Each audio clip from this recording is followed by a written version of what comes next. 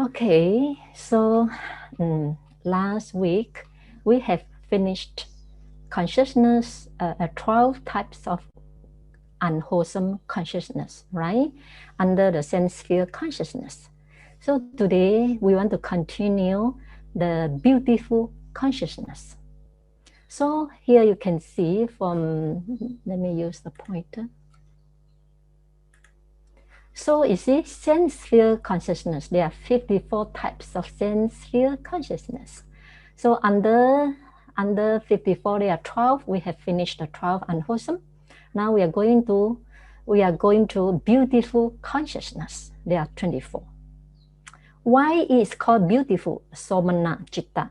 Somana citta. Why is called beautiful? Because it is rooted or accompanied with beautiful mental factors of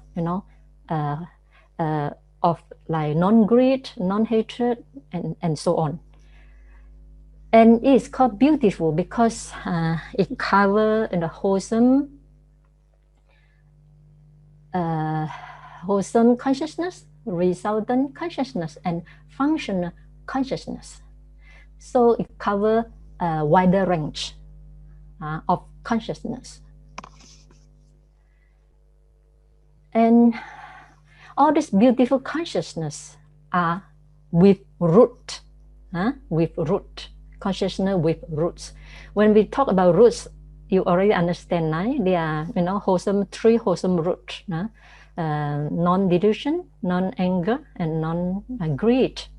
Okay, and so under 24 beautiful consciousness, there are 8 wholesome. And wholesome consciousness can produce result.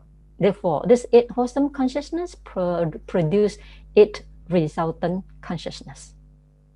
And functional consciousness, as I say in the first class, functional consciousness doesn't involve any karma. It just perform an activity, then pass away. This consciousness belong by Arahant. Okay, now we go into detail. So there are 8 sense sphere wholesome consciousness. Number 1, one consciousness accompanied by joy, associated with knowledge, unprompted. So there are 3 things needed to know here. One is accompanied feeling. So in this case, accompanied by joy. Okay, this one feeling. The second one, associated with knowledge. In unwholesome consciousness, is associated with wrong view because it's unwholesome. Now it's wholesome consciousness, so it cannot be associated with wrong view, right? It's associated with knowledge. So this is the second thing you need to know if you want to understand this 8 sense sphere wholesome consciousness correctly.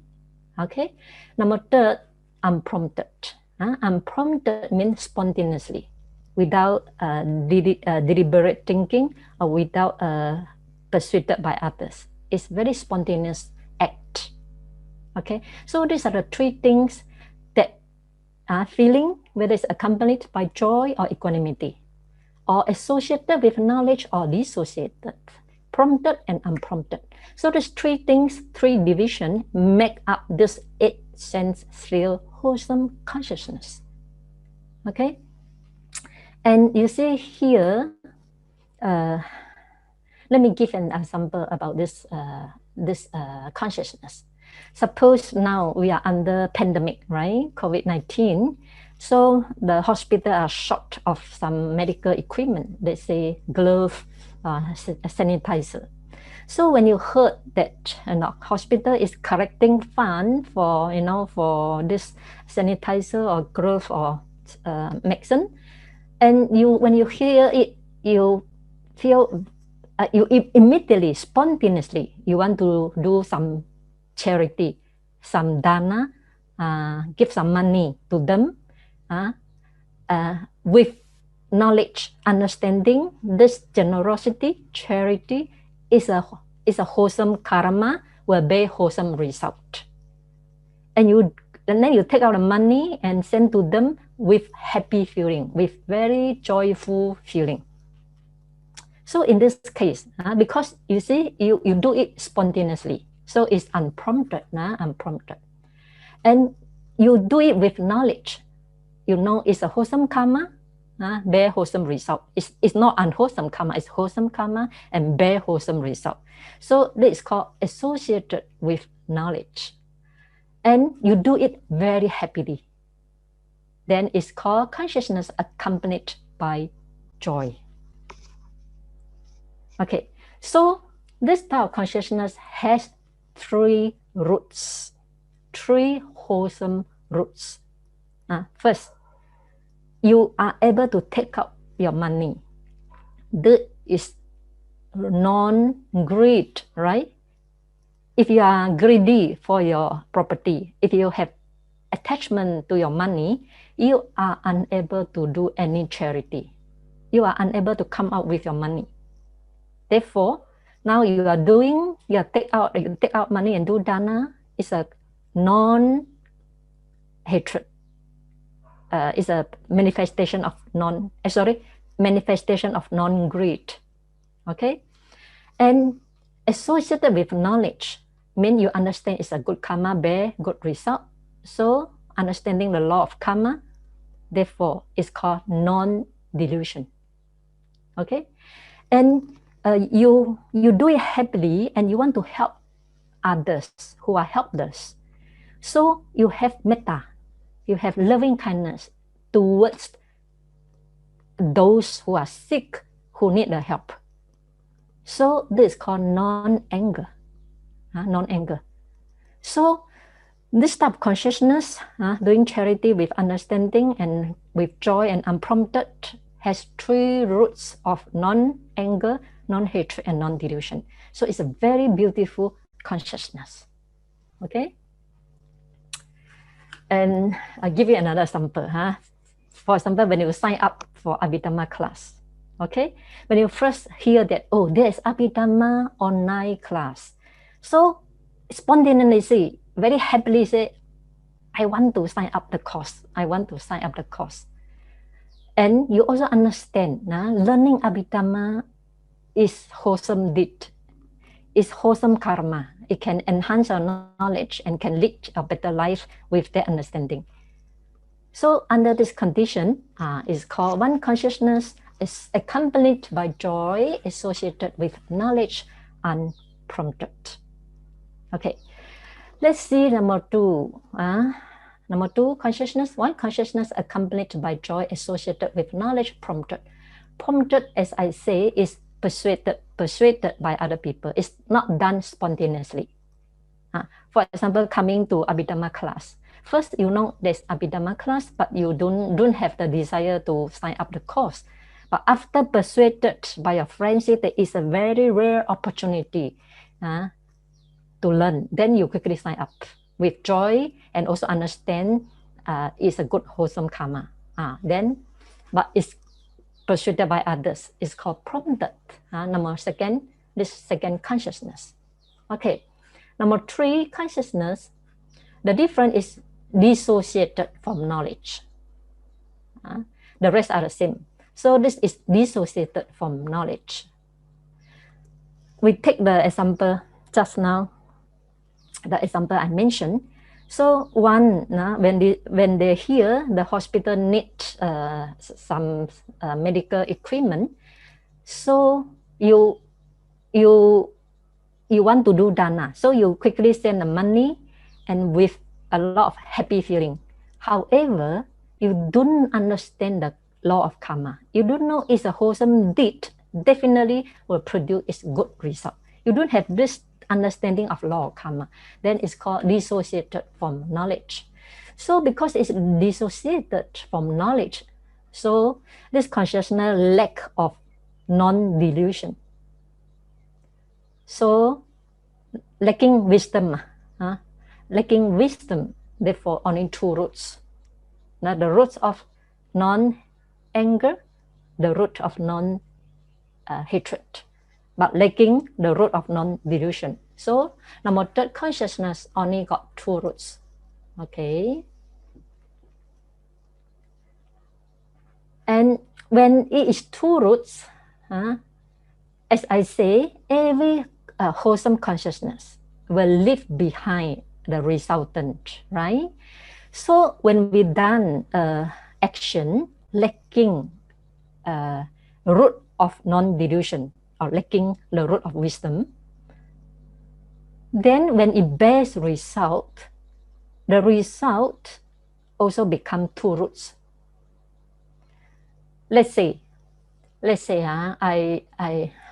the example I mentioned, you do the dana spontaneously and happy, but you don't understand the law of karma. So when this wholesome deed ripen, it produces rebirth consciousness in next life. And because it's two roots, so your rebirth consciousness also become two roots. And you're reborn as a being with two-rooted consciousness and your lack of wisdom consciousness. So you find difficult to understand the Dhamma. When you practice the jhana, you find so difficult to achieve jhana. And when you come to vipassana, you feel so difficult to understand anicca, dukkha, anatta. Because when you do the action, there's shortage of wisdom faculty. So it's very important from this explanation. You must understand. It's very important to do things with understanding. Even understand the Buddha, become the Buddhist is with the understanding, not with faith only. Okay. Now number four. Number four, the difference is prompted. Prompted here. The rest are the same. Okay, now we come to number 5. So 5, 6, 7, 8 are the same as 1, 2, 3, 4. The difference is accompanied by equanimity. The rest are the same. Now the feeling is different only. 1, 2, 3, 4 accompanied by joy. 5, 6, 7, 8 only accompanied by equanimity. For example, just now I mentioned when you want to do dana, want to do some charity, then you do it very spontaneously with knowledge or without knowledge. But your mind is equanimous, not much joyful feeling. And this is called one consciousness accompanied by equanimity, either associated with knowledge or dissociated with knowledge, prompted or unprompted. So this is the difference. Okay. Now I have a question to ask. Now we are talking about sense sphere wholesome consciousness. So to let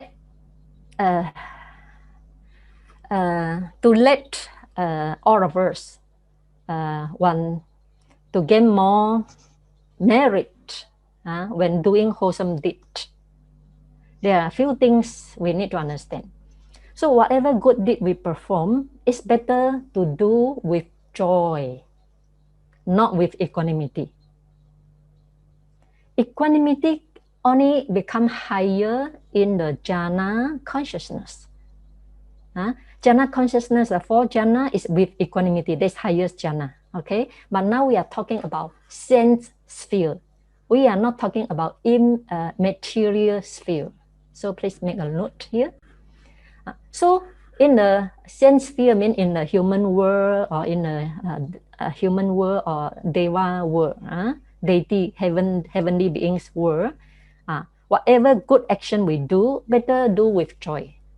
Because Buddha say, when you do a charity with joy, even before you want to do, you think of I want to do something good. You then before you actually do it, you have joy. Or at the moment you do it is with joy, and after you do it, you think of it, you also feel with joy. That type of action, wholesome action, will bring highest result. Please bear in mind. Okay. Similarly, when you listen to talk, Abhidhamma talk, you listen with joy, you enjoy the class. Okay, you don't listen with sour face. Okay, and then the second thing is with, you need to understand it's with knowledge. Whatever action, good action you do it with knowledge, not without knowledge. That when you do it with knowledge, it's called 3 roots. When you do it without knowledge, it's called 2 roots that will affect your next life rebirth consciousness. I will touch this point when I reach that topic. So another one is prompted and unprompted. So when you want to do, some people, when you want to do a dana or a charity, generosity, you do it unprompted, spontaneously. But some people, they never do dana spontaneously. Only being persuaded by someone, only he is delighted to do. So why somebody do something very spontaneously, but not others? This because we call past tendency, past life tendency. For example, a person in his past life, he is so accustomed with doing dana. He is fond of doing dana in his past life. So when he come to this life, this past tendency, he still carry that past tendency in this very life. So the moment he heard about doing dana, he spontaneously, very spontaneously or very unprompted do that dana. But if you don't cultivate this good habit in your past life, then you may not familiar with that doing generosity or doing charity. But because you are a good person with good heart, so being persuaded by other people, you also very willingly and joyfully do the dana. So these are different. So, and this 8 sense sphere wholesome consciousness arise in us as ordinary beings, as well as in trainee, stream noble one, exclude arahant. Sotapan, stream enterer, non-returner and one returner. When all these people exclude arahant, when they do any wholesome deed, whether bodily, verbally, or mentally, or under this 8 category. Okay, then you may ask, why is not include arahant? Because all this sense sphere wholesome consciousness will produce result in next life, and arahant have already eradicated the root of rebirth, that is ignorant and craving. Therefore, what arahant's action cannot call wholesome consciousness, only call functional consciousness.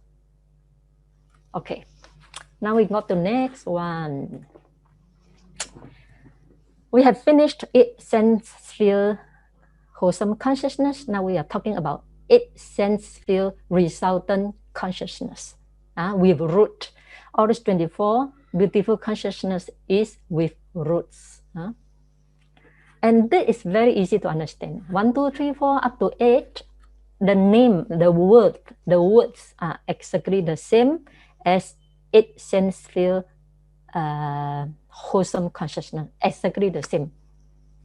The difference is these 8 are resultant consciousness. So let's see number 1. One consciousness accompanied by joy associated with knowledge unprompted, right? Exactly the same as the wholesome consciousness, the first wholesome consciousness. But now we are talking about resultant consciousness. So the first wholesome consciousness. Let me go back the slide. Okay, the first wholesome consciousness, see, one consciousness accompanied by joy associated with knowledge unprompted. So when this consciousness, like doing dana, doing charity, or listen to Abhidhamma course, now let's say doing charity, when this karma perform, it leaves behind it leaves behind karmic tendency. And when this karmic tendency, karma, ripen, so it will produce its result called one consciousness accompanied by joy associated with knowledge unprompted with 3 roots, exactly the same as the wholesome consciousness. Okay, now one question arises that is an important question arises to make you understand even better. This one consciousness accompanied by joy associated with knowledge unprompted, resultant consciousness will only arise in next life, not in this life.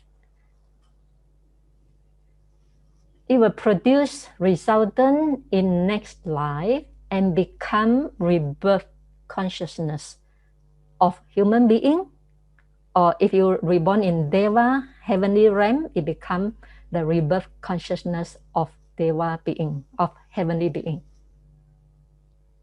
Okay, so this consciousness will become the rebirth consciousness in next life, not in this life.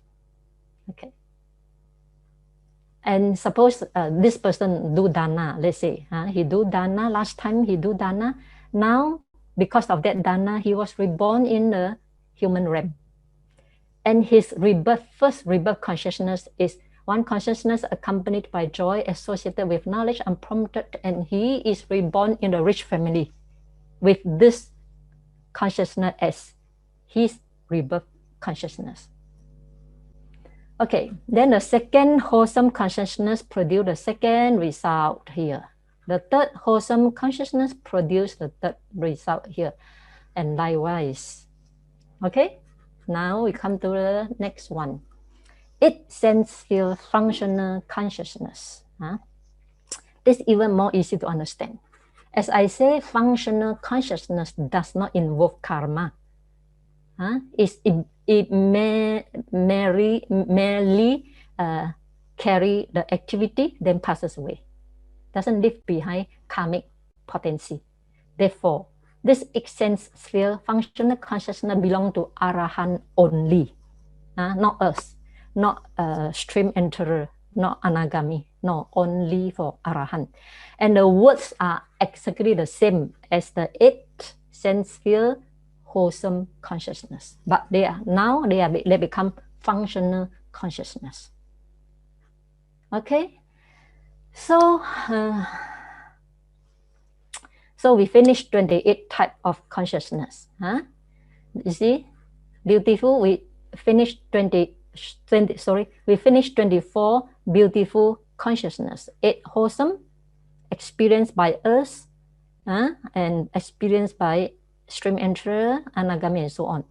Then this 8 wholesome consciousness will produce result, become 8 resultant consciousness, and the 8 functional belong to Arahant type, of consciousness. So these are the 24 beautiful consciousness with roots.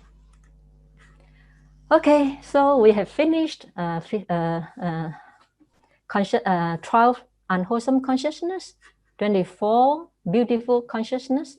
Now we come to 18 rootless consciousness. 18 rootless consciousness.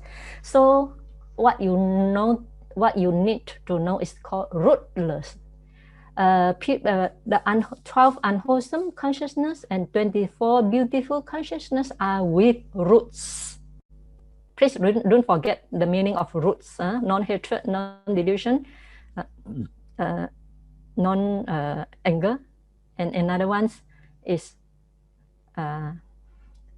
hatred, delusion, and anger. These are 6 roots. Okay, and this rootless consciousness has no root at all. So because root is very important to stabilize the consciousness, so consciousness which are rootless are very weak consciousness. Weak consciousness. They are not active type of consciousness. Okay, so there are 18 rootless consciousness. First is called unwholesome resultant. Just now you ask the question, where is the unwholesome resultant? Now we are coming to unwholesome resultant. There are 7 types of unwholesome resultant. Okay, and there are also another 8 type of wholesome resultant. Just now we also mentioned there are 8 type of wholesome resultant, right? The one belong to root. Now we are talking about rootless, so it's different type. Now another 3 is functional consciousness. Let's go into detail.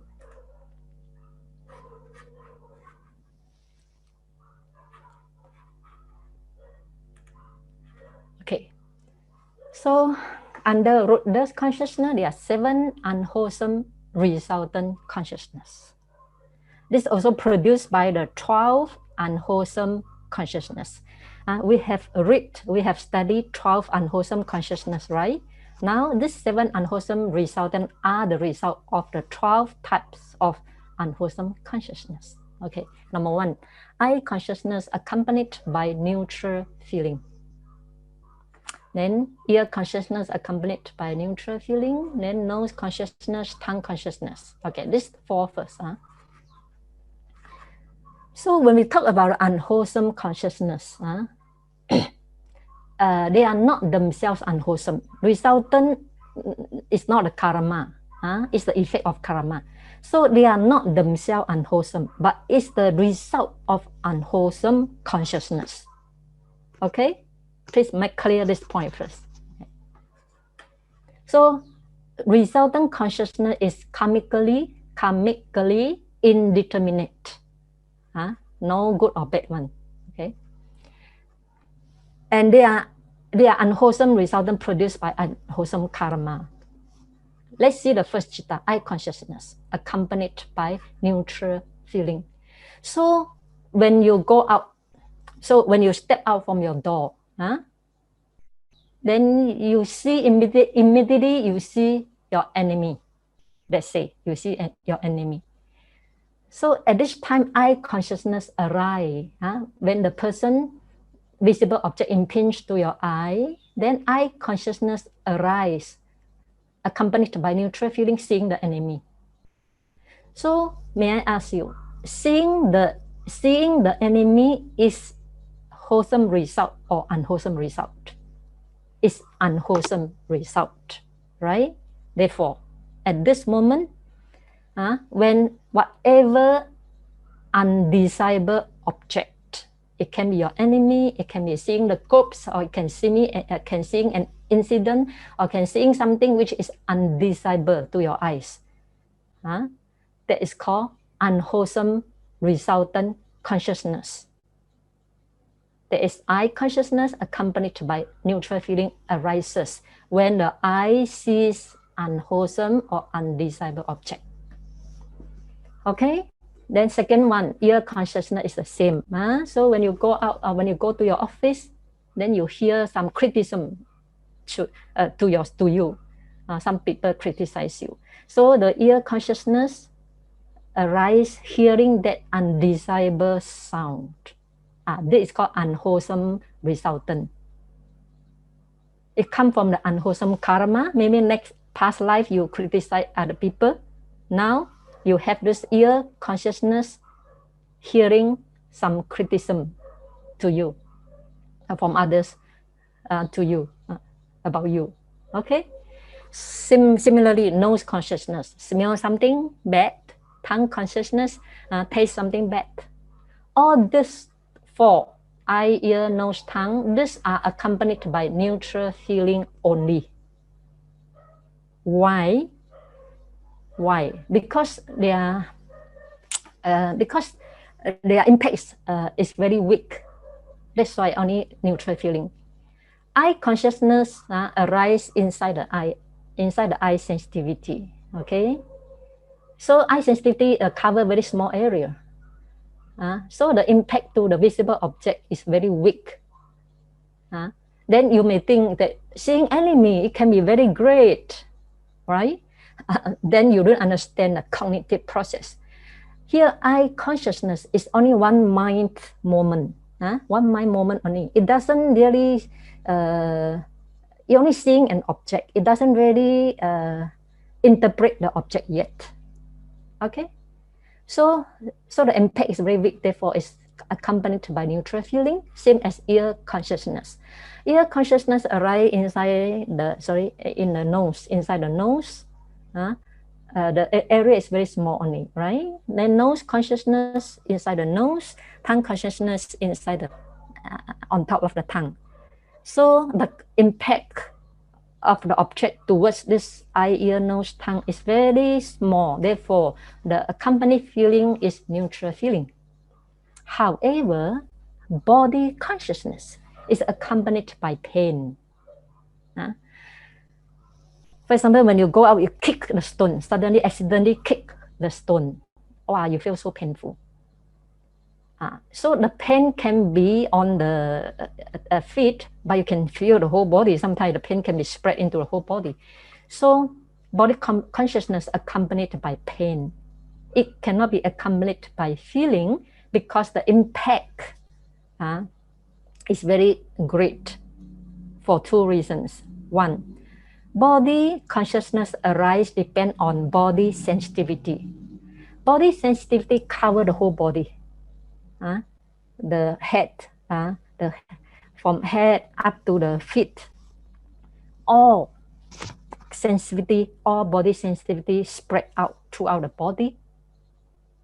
Therefore, you use your hand touch the table, you can feel the hardness because body sensitivity is everywhere. That's one reason why it's accompanied by pain, not neutral feeling. Another reason is that the object directly impinged to body sensitivity is earth element, fire element, and wind element. It's directly from the three elements, very strong matter. So for this reason, therefore, the body consciousness is accompanied by pain. Why accompanied by pain? Because it's unwholesome resultant consciousness. If it is wholesome resultant consciousness, is accompanied by pleasure. Different, okay? Then the next one, receiving consciousness, accompanied by neutral feeling. What is this receiving consciousness? I want to explain this in my coming lecture. If I explain now, you cannot understand. So you just know this receiving consciousness that receive from eye consciousness. What eye consciousness sees, then receive consciousness, receive it only. Then I will explain later when we reach cognitive process. Okay. Same thing, investigating. So when I see something, then receiving consciousness receive it, then another consciousness investigate it. All these are accompanied by feeling. Investigating consciousness also will be explained in my coming lecture. Okay, so these are the 7 unwholesome resultant consciousness produced by 12 unwholesome consciousness. Okay, next, 8 wholesome resultant rootless consciousness. I purposely put rootless to let you understand we are talking about rootless, a very weak consciousness, not an active type of consciousness.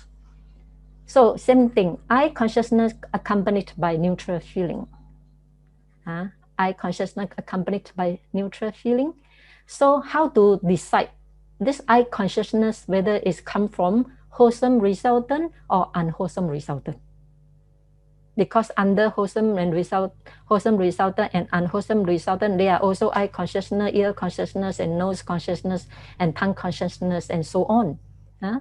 So it depends on the object the eye sees. If the object is undesirable to the eye, then it's come from unwholesome resultant. It's become unwholesome resultant. If the object is pleasant to the eye, for example, you see the Buddha image. Eye consciousness see the Buddha image. For a Buddhist, it's a desirable object, right? So at this time, eye consciousness accompanied by neutral feeling. Then why you say not by pleasure feeling? As I mentioned already, because impact, and this eye consciousness is only one mind moment only. One mind moment cannot see very clearly one. It must follow by many mind moments. that I will explain during cognitive process, not now, okay? But I want to mention here, I consciousness is only one single moment. And in one snap of finger, thousands and millions of consciousness arise and pass away. So one mind moment cannot see things very clearly, okay? And also the impact of the object to the eye is very small. Therefore, it's neutral feeling. Same as ear consciousness. You hear ear consciousness, hear somebody praise you, okay? Nose consciousness, smell something good. Tongue consciousness, taste something tasty. All these are called wholesome, resultant, rootless consciousness. And body consciousness accompanied by pleasure, because it's under wholesome resultant. That's why it's accompanied by pleasure. If it's unwholesome resultant, is accompanied by pain. And the next one, receiving consciousness accompanied by neutral feeling. I will explain in my coming lecture. Investigating consciousness accompanied by joy, and another one also investigating consciousness accompanied by neutral feeling. So if it's accompanied by joy, I mean the object is very desirable, right? If it's accompanied by neutral feeling, maybe the object is neutral. So if you don't understand receiving, investigating consciousness, it doesn't matter, because I will explain it later. Okay, so these are the 8 wholesome, resultant, rootless consciousness. Now, next one, 3 rootless functional consciousness. As I say, functional consciousness, they perform tasks which do not leave any karmic potency. Okay? So these 3, no karmic involved, and neither resultant. They just functional, perform the task, then pass away. Okay, number 1 is called 5-door averting consciousness accompanied by neutral feeling. Okay, so let's say I give you an example. When you are focused on your computer, when you are typing typing words, and suddenly a big, very noisy sound occur, then your mind turn to that sound. So turning to the object is called 5-door averting consciousness, accompanied by neutral feeling. Okay, and mind-door averting consciousness, 5-door and mind-door, they have the similar function, but 5-door only occur follow 5 sense consciousness. What are the 5 sense consciousness? Eye consciousness, ear consciousness, nose, tongue, body consciousness. These 5 are called 5-door consciousness. So 5-door averting consciousness follow after 5 sense consciousness. Mind-door averting consciousness is also same. For example, I'm writing my book. Suddenly a thought arises in me. So my mind avert to that thought. It's called mind-door averting consciousness. So this mind-door averting consciousness do not depend on the sense door. Purely depend on the mind, on the thoughts, on the mind door. Okay? If you don't understand what is 5-door, what is mind-door, it doesn't matter, because this will be built very clearly in the cognitive process. And Abhidhamma is overlapping one, overlapping one. What you don't understand now, you will understand later when I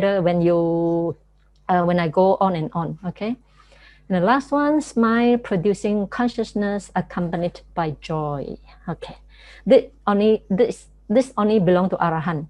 Smile producing consciousness accompanied by joy. Its function is to cause Arahant and Buddha. Buddha is also Arahant, right? To smile about sense sphere phenomena. For an example, one day Buddha went out with Ananda. On the way, he saw a couple of beggars. a couple of beggars. And Buddha smiled. So when Buddha smiled, at that moment it's called smile producing consciousness accompanied by joy. You want to know the story why the Buddha smiled?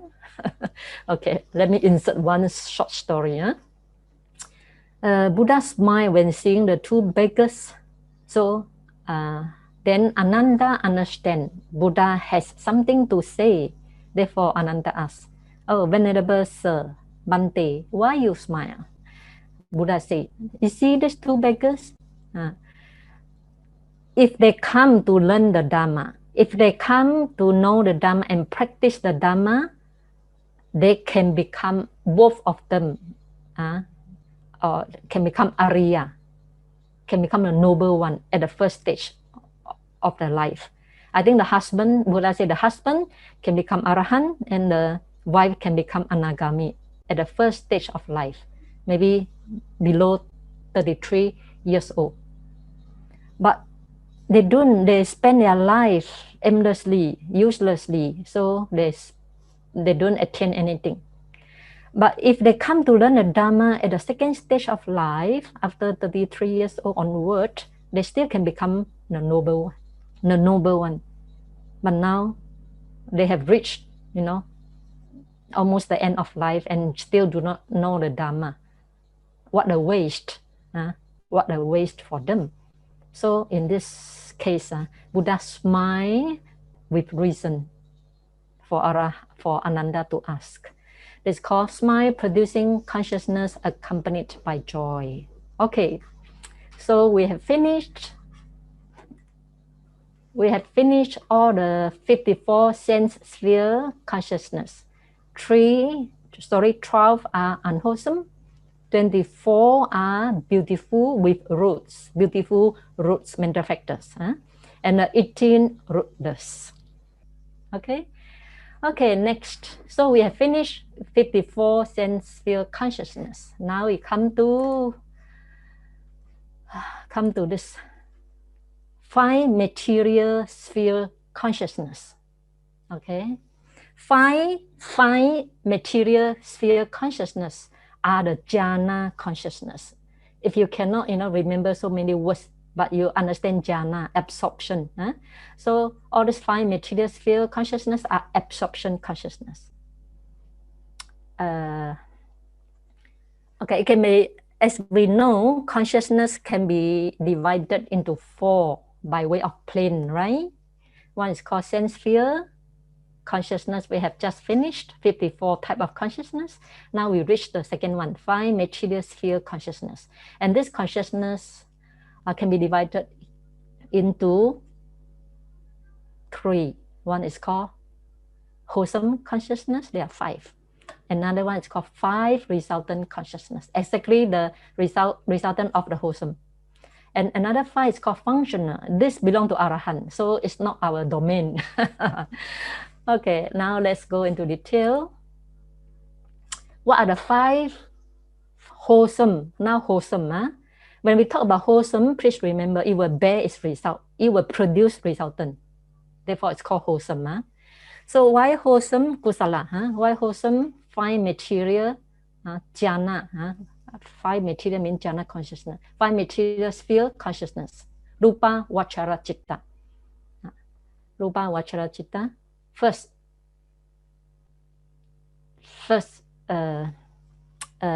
jhana we call wholesome consciousness together with initial application, sustained application, joy, happiness, and one-pointedness. So this initial application, sustained application, joy, happiness, and one-pointedness, these are called jhana factors. Jhana factors. So this first consciousness, first wholesome 5 material sphere consciousness is called first jhana consciousness. How to achieve this one? For example, we practice anapanasati, mindfulness of breathing. Then you concentrate on your breath, Then you breathe in, breathe out, breathe in, breathe out. When there's no restlessness, the mind fully concentrate on the breath, and you feel a lot of joy and happiness. At that time, whether you got light or no light, it's okay. But important, you must have joy and happiness. Joy, especially joy. So, and the mind is fully concentrated. At that time, you achieve first jhana. At that moment, your consciousness is called wholesome consciousness, together with initial application, sustained application, joy, happiness, and one-pointedness. So what is this jhana factor? So initial application of mind means the directing and placing of the mind onto the object of the patibhaga nimitta or the breath. So in order to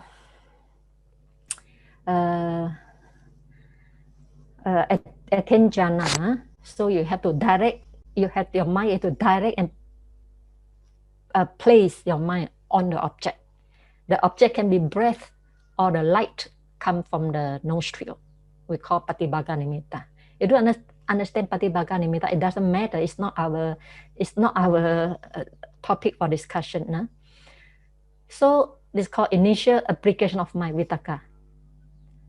Then when you place your mind on the breath, they say, not enough. You got to sustain them. The mind had to be sustained, keeping the mind on the breath again and again. Okay, keeping the mind on the breath again and again. This is called sustained application of the mind. Sustain the mind on the breath. Then the third is called joy. When your mind has no restlessness and your mind is keep anchoring on the breath or the nimitta, then the body become very light. You feel joy. One of the manifestation of joy is lightness of the body. You are interested in your breath or patibhaga nimitta. Okay, then of course you have happiness. And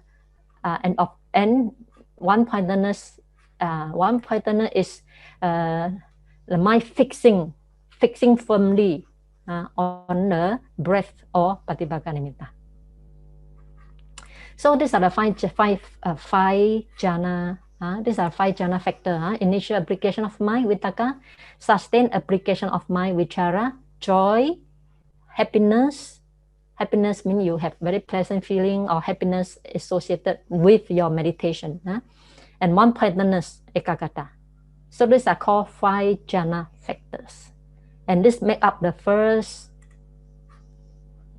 consciousness, first jhana consciousness called wholesome consciousness, together with initial application, sustained application, joy, happiness, and one-pointedness. Okay? Now suppose you want to enter into second jhana. In order to enter into second jhana, you have to give up initial application, vitakka. So after you come out from a first jhana, you say that, oh, vitakka is very gross. I don't want that. So you incline your mind to give it up. Then you go back to your breath or patibhaga nimitta. Then you will enter into second jhana. And this second jhana is called wholesome consciousness, together with sustained application. No more initial application. You give up that already. Then joy, happiness, and one-pointedness. Okay. So instead of so after second jhana, you want to go to third jhana. You remain focused on your breath or patibhaga nimitta, if you have nimitta. Okay. Focus on the breath or patibhaga nimitta. Then you make a determination, want to give up, want to drop the sustained application, because sustained application also make the mind a little bit tense. So you want to give up that. So after incline your mind to giving up, then you remain focused on your breath or patibhaga nimitta, and you reach the jhana called wholesome consciousness, together with joy, happiness, and one-pointedness. Okay. Then in order to go to fourth jhana, wholesome consciousness, together with happiness and one-pointedness, only two jhana factors. Okay. So when you reach third jhana, you feel that happiness itself is also not so quiet. Sorry, you feel joy. Joy is also not so quiet. So you make decision want to give up the joy. So you then after that, after making decision, wanting to give up the joy, you remain focused on your breath or Patibhaka Nimitta.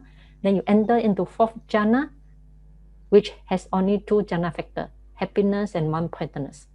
So wholesome consciousness together with happiness and one pointedness.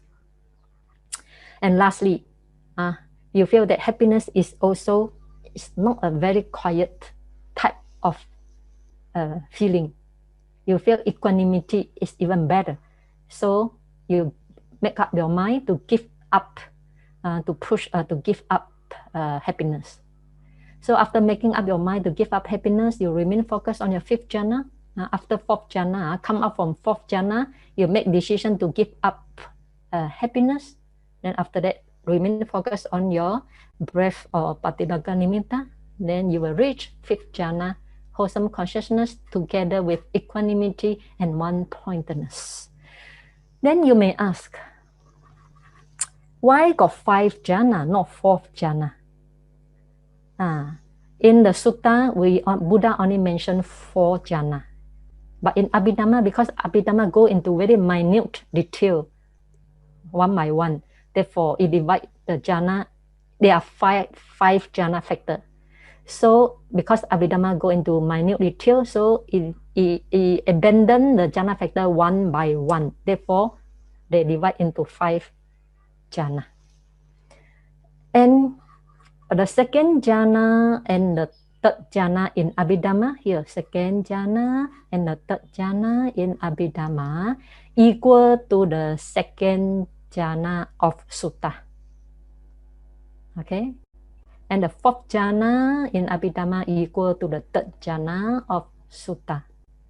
And the fifth jhana equal to the fourth jhana of sutta. Okay? If you are unable to differentiate, doesn't matter. Important you know there are five jhana, five wholesome, five material sphere consciousness. There's first jhana, second jhana, third jhana, fourth jhana, and fifth jhana. Okay, next. Now we come to five material sphere resultant. Okay, resultant, no more wholesome. We reach resultant consciousness. So the wording is the same. First jhana, second jhana, third jhana, fourth jhana, fifth jhana. The wording is the same. The difference is now is the resultant consciousness. And this resultant consciousness cannot arise in the human world. Cannot arise in the human world. It only can arise in the 16 five material sphere planes. Now we are talking the planes. Planes is the place where the Brahma live. So if you attain first jhana in the human life, let's say, and while dying, you still maintain that first jhana, then you reborn. You will be reborn in a 16 five material sphere planes, but at the first jhana plane, because you die with first jhana. So there are three planes of first jhana, so you reborn here. Okay? And so on. So if you die of second jhana, then that second jhana produce resultant consciousness, five material resultant consciousness, and that five material resultant consciousness only arise in the second jhana plane of existence as their rebirth consciousness, because it's a result of your previous wholesome karma. Same, if at the third jhana, fourth jhana, you will if you have all this five material jhana, after before dying, if you still can maintain that jhana, then you will be reborn at the relevant plane of existence in the 5 material sphere planes as a result, as a rebirth consciousness of the Brahma there. Therefore, all this resultant consciousness, first jhana, second jhana, third jhana, fourth jhana, fifth jhana, will become the rebirth consciousness for the Brahma born in the five material plane of existence. Here. Okay, I hope become clear to you. Now next. Now we come to functional consciousness. As we know, functional consciousness belongs to Arahant. So the wording is the same. First jhana, second jhana, third jhana, fourth jhana, fifth jhana. So these are the same, but belong to Arahant who have jhana. Not Arahant got jhana. Some Arahant have no jhana. So on this five material sphere, functional consciousness only arise in the Arahant who have 5 jhana. Okay, that's all. Let's continue again. We come to the immaterial sphere consciousness. So there are 12. Same thing. As 5 material sphere consciousness divide into 3, wholesome, resultant, and functional. Similarly, immaterial sphere consciousness also divide into 3, wholesome, resultant, and functional. Okay.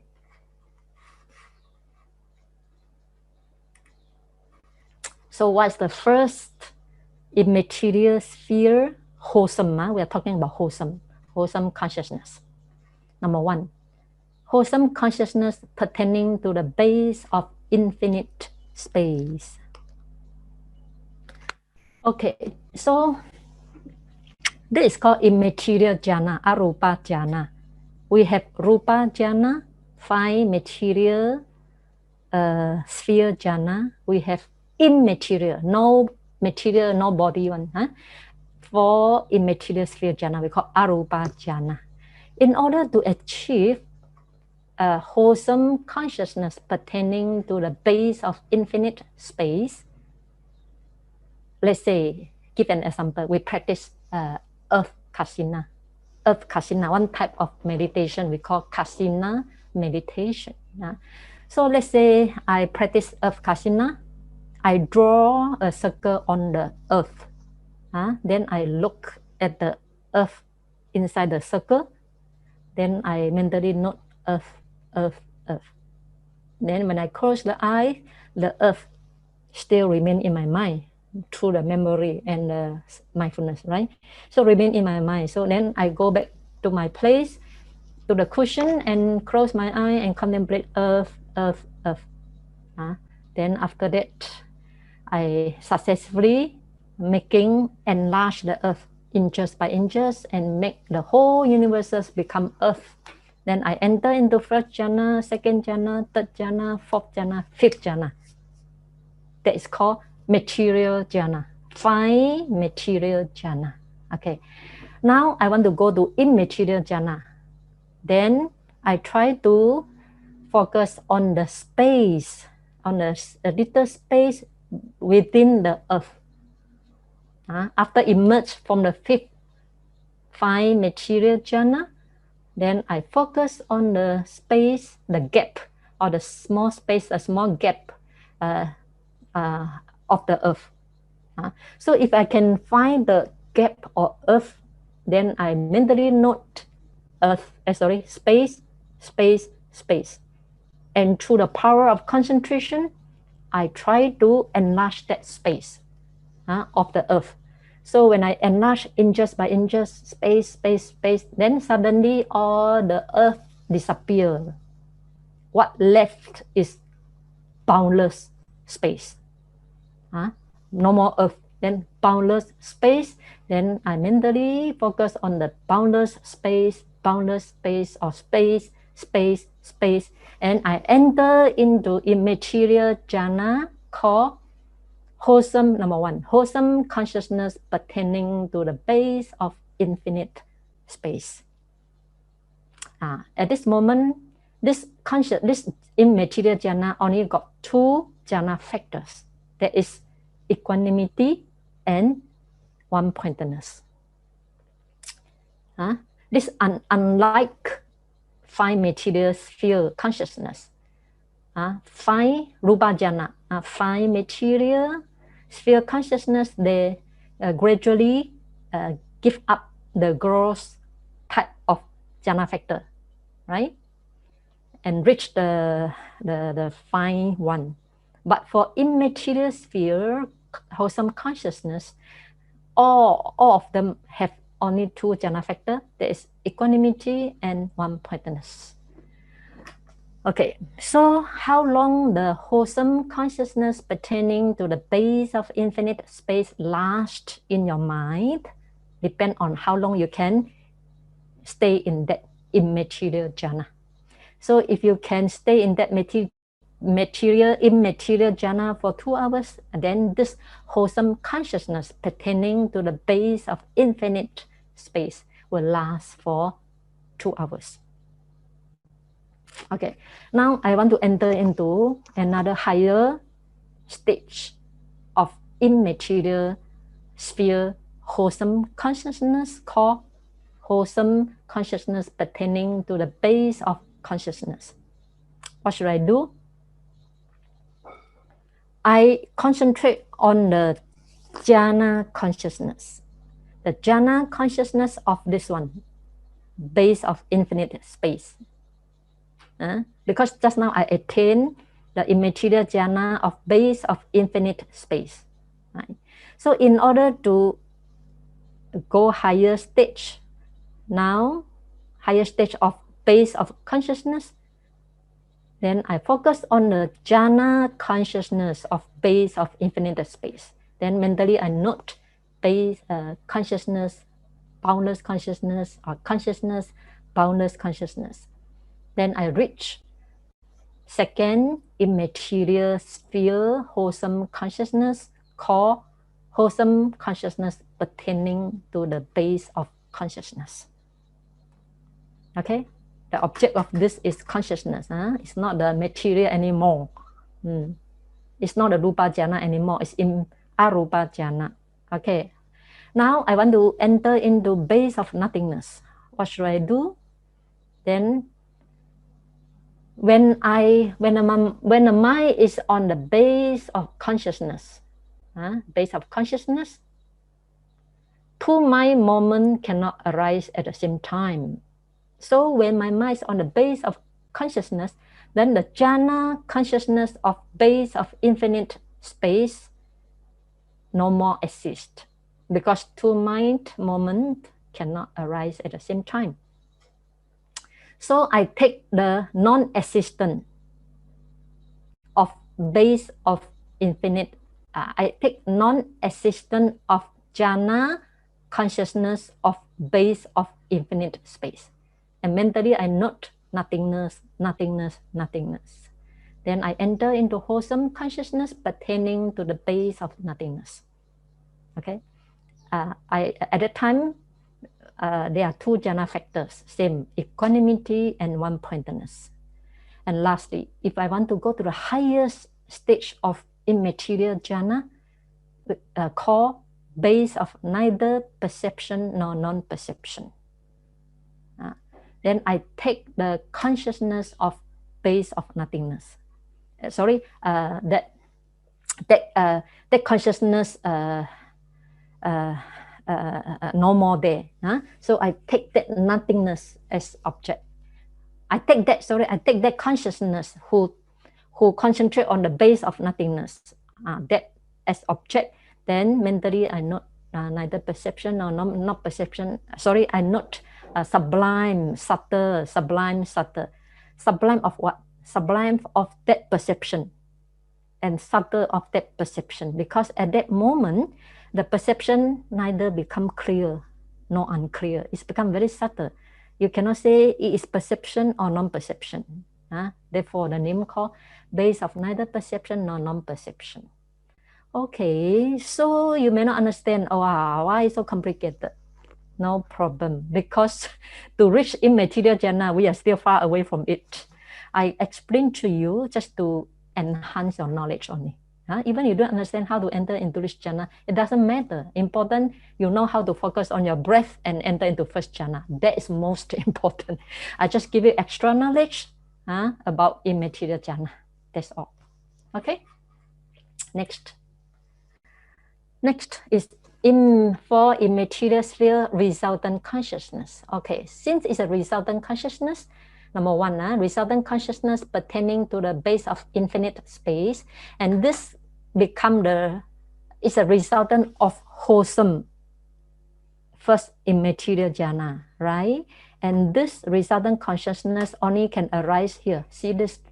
Only can arise in the arupa, or called immaterial sphere plane of existence. Become a rebirth consciousness of the Brahma there. So resultant consciousness pertaining to the base of infinite space will arise here. Then the second one, resultant consciousness pertaining to the base of consciousness, also will arise in the immaterial plane of existence, become the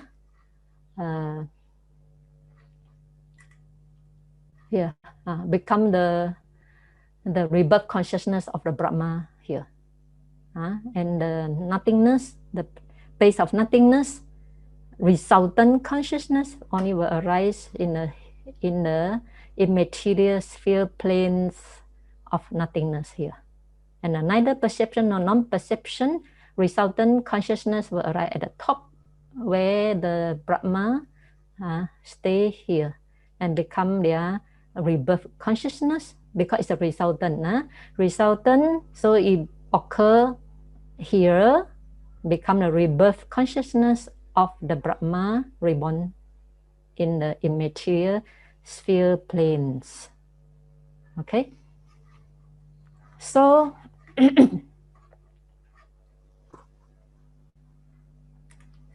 so this resultant immaterial sphere resultant consciousness cannot arise in human being or in deva. They only can arise in the plane of existence as their rebirth consciousness. Okay, next one. Next one is functional consciousness. All these belong to Arahant. Arahant who have immaterial sphere consciousness. The wording is the same.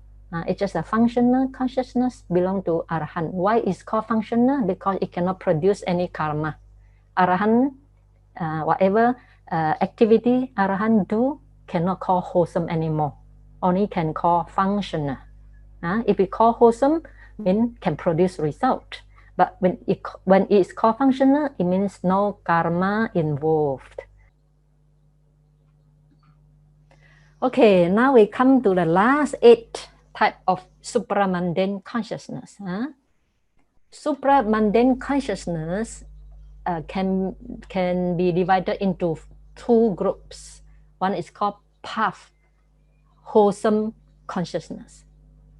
It's wholesome, path wholesome consciousness. Another one is called fruition resultant consciousness.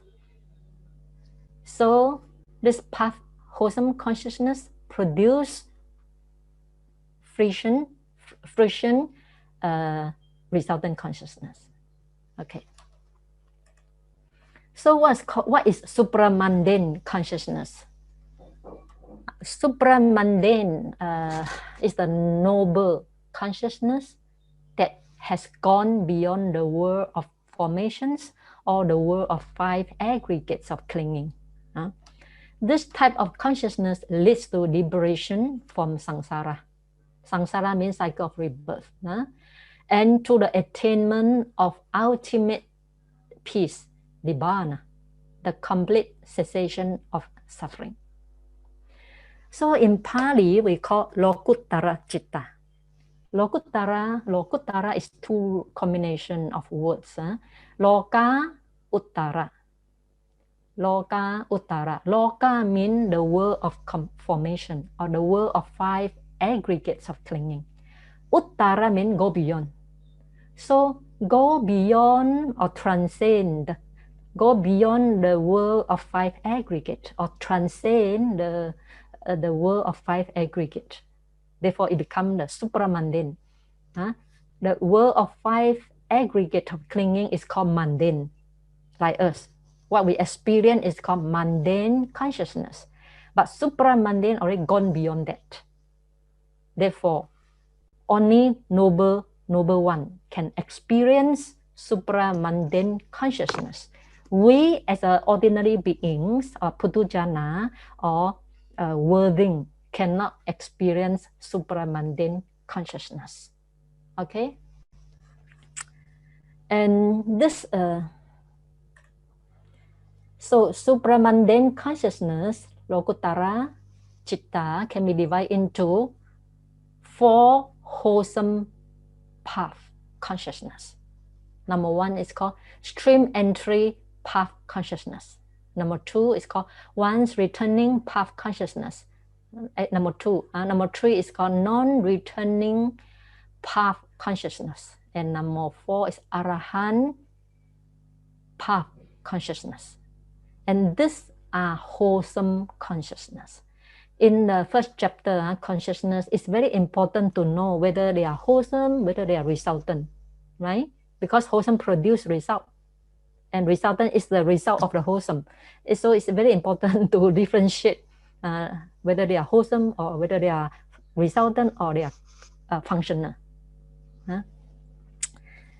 So, and this, let's say, the stream entry path consciousness produce the result called stream entry fruition consciousness.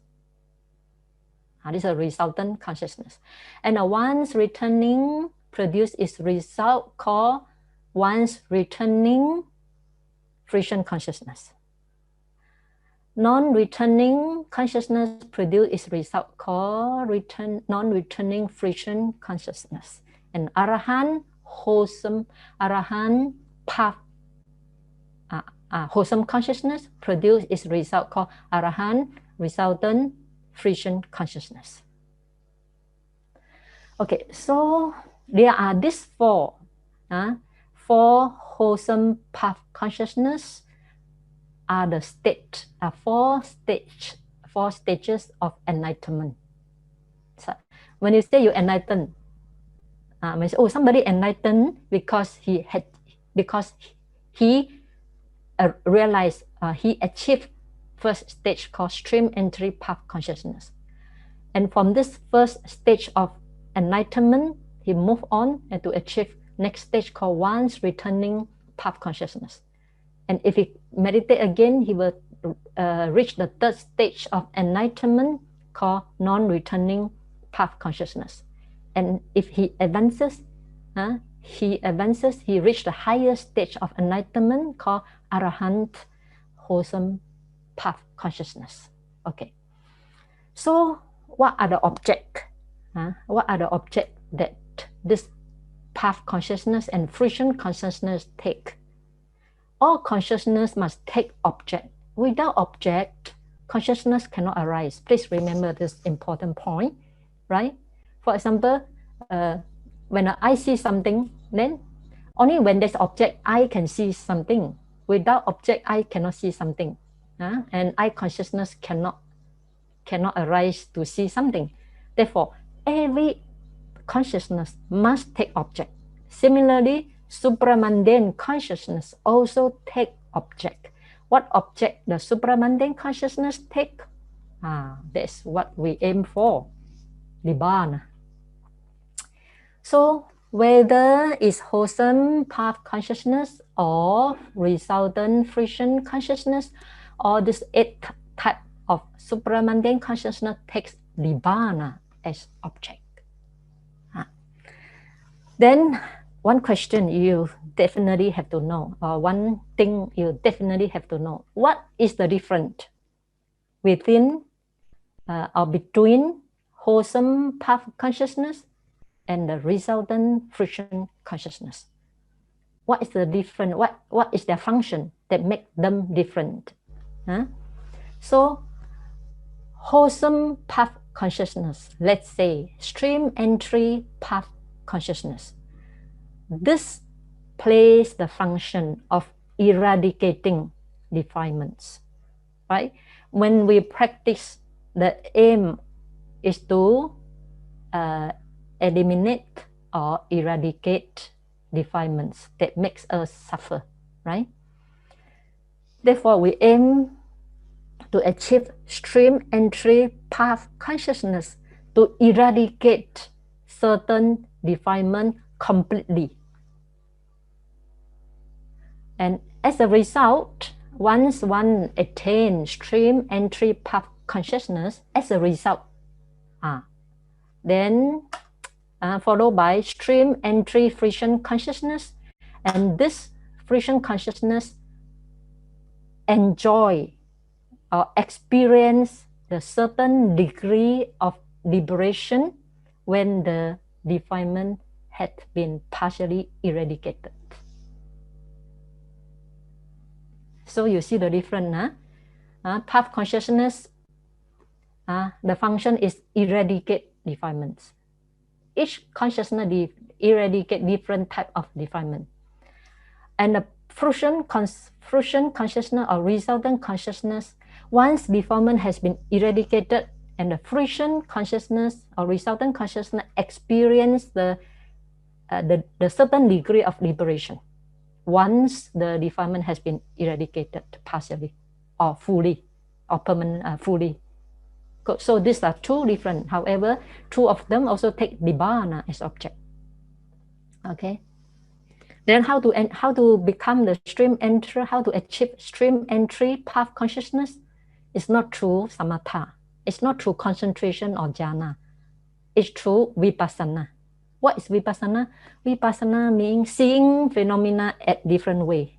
Seeing our five aggregate as anicca, as dukkha, as anatta, again and again, again and again, until your wisdom becomes matured. Then you attain stream entry path consciousness. At that moment, the stream entry path consciousness permanently uproot the three fetters. Number one is called personality view. A belief that in one or other there is a permanent entity or an atta, or belief in a permanent entity that migrate from one life to another life, which is wrong view, right? It's a personality view, a permanent soul that migrate from one life to another life. So once you become stream entry, then you permanently eradicate this personality view, or called wrong view. Then, do you remember under 12 types of unwholesome consciousness, they are the consciousness rooted in greed associated with wrong view? I hope you can remember. If you are hardworking student, you will learn by heart. If you are not hardworking student, I think you have returned all the lesson to me already. Okay, so this stream entry permanently eradicate the four unwholesome consciousness rooted in greed associated with wrong view. Okay. Then stream entry path consciousness also permanently uproot attachment to rights and riches, such as the practice of imitating the behavior of cows and dogs, various forms of torturing the body, such as sleeping on the thorn, etc., or thinking that the practice will purify the defilements and lead to escape from a round of rebirth. If you think jhana, concentration, also lead to liberation, and you attach to it, also become attachment to rights and riches. Jhana cannot lead to liberation. Jhana is a foundation for liberation, but jhana itself cannot lead to liberation. And the third is eradicate doubt. Therefore, we say doubt is unwholesome. Doubt about triple gem. So once you become stream entry, then stream entry path consciousness permanently eradicate doubt. Doubt is rooted in delusion. Okay, so under the 12 unwholesome consciousness, 5 has been eradicated by stream entry path consciousness. So, and wholesome path consciousness here, this 4 only arise one time in one's lifetime along the samsara. For example, once you attain stream entry path consciousness, it arises one mind moment only, one mind moment, and although it arises one mind moment, but the power is very strong, so it can eradicate permanently 3 fetters, as I said before, and it never arises again in one's life along the samsara. For what reason? Why? Because the deformment has been permanently eradicated, no need to eradicate it again, right? But the fruition consciousness, resultant fruition consciousness can arise again and again. For example, you become stream enterer, and after that, you can enjoy fruition attainment. Because stream entry fruition attainment. You can enter into that attainment and enjoy the liberation, some certain degree of liberation. At that time, it's called stream entry fruition consciousness arise again and again. How long you stay in that attainment, then that consciousness lasts for that long. Okay, so fruition consciousness, resultant fruition consciousness can be experienced again and again by the noble one, but not the wholesome path consciousness. Okay, so before we do the transfer merit, I have something to say here. Yeah. So after the second class, you will start to realize, wow, it's very complicated. It becomes more and more complicated, and it's not easy to follow. I have been teaching Abhidhamma, although not very often, but through the experience, I'd like to tell you, if you are the first timer to attain the Abhidhamma, first time, beginners to attain Abhidhamma, if you can understand even 30%, it's a great achievement already. No one can understand Abhidhamma 100% in the first class. So please bear in mind, don't be disappointed or feel distressed. You only can understand only 30%. To me, if you can understand 30%, it's a great achievement. But how can you understand more and more? Then I want to tell you, if you listen again and again my talk, or you read my book again and again before you come to the class.